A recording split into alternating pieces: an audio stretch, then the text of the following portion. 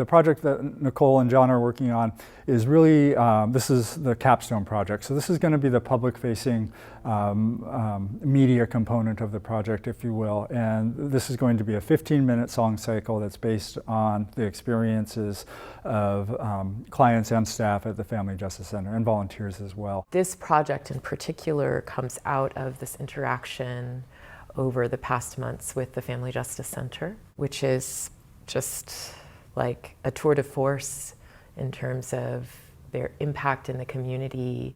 Our goal is to bring hope and healing to those who are impacted by trauma, primarily trauma that's come around through incidents of domestic violence, sexual assault, human trafficking, hate crimes, elder abuse, and adult dependent abuse. The Lady of Mercy project started with a process of inquiry, and it's one small piece of a much larger project, but this is the first birthing of that larger project. And it came from interviews that I've had with clients and staff members of the Family Justice Center. Memories that never fade, pain that won't go away.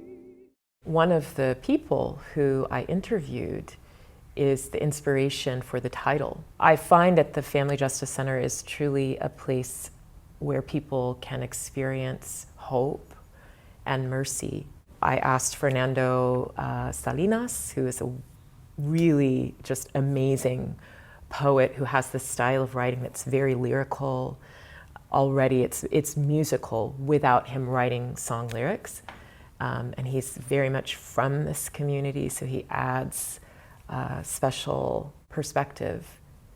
And then my dear friend John, who I know from time living abroad and have always wanted to write something with him because he's brilliant. In this larger piece, we've started with this proof of concept based on a few poems that Fernando has written and music that we've been developing over the past few weeks. My role here, as I conceive of it, is sort of finding the emotional landscapes and how to translate these things. So and being of service, which for me as a musician and an artist is when I most come alive, when I find ways where I can serve. And so in ways that I'm doing that is taking these texts from Fernando that are incredible.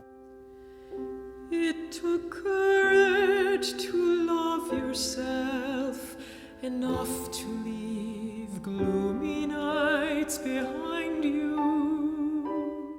I see so much, I feel so much, and it's my responsibility to serve that text while also serving the expressive, beautiful capabilities of Nicole's voice and trying to marry those things and elevate them. Doing creative work that does not necessarily have anything to do with their primary discipline is really something powerful. So it's taking the artist and putting them in the position of a creative strategist to help solve community problems. There's something about allowing people to be creative together with those that they live with and live around and share spaces with. It creates a safety net, a real safety net.